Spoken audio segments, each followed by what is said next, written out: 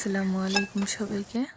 আমার নিজের মতো করে আমি রান্না করি সবসময়, আলহামদুলিল্লাহ খেতেও হয় অনেক মজার। খুব সহজে আজকে ফ্রেঞ্চ ফ্রাই করলাম এবং অনেক বেশি ক্রিস্পি হয়েছিল। শুরুতে আমি মাঝারি সাইজের 2টা আলু কেটে নিয়েছি। একটা হাঁড়িতে পানি দিয়ে লবণ দিয়ে দিলাম। পানি ফুটে এলে আলু দিয়ে 2 মিনিট হালকা সিদ্ধ করে নেব। ছাঁকনিতে ঢেলে নিয়ে লবণ, হলুদ, মরিচ এবং টেস্টি মশলা দিয়ে ভালোভাবে মেখে নিলাম। অল্প পরিমাণে আদা রসুন বাটা দিয়ে আবার মেখে নিলাম। এর ভেতরে অল্প পরিমাণ আটা দিয়ে ভালোভাবে আলুর গায়ে মেখে নিলাম। আটার সাথে চাইলে চালের গুঁড়া বা কর্নফ্লাওয়ার ব্যবহার করতে পারেন।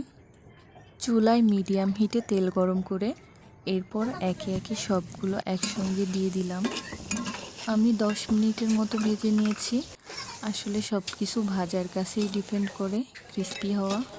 যত বেশি টাইম নিয়ে ভাজা হয় তত বেশি মুচমুচে হয়।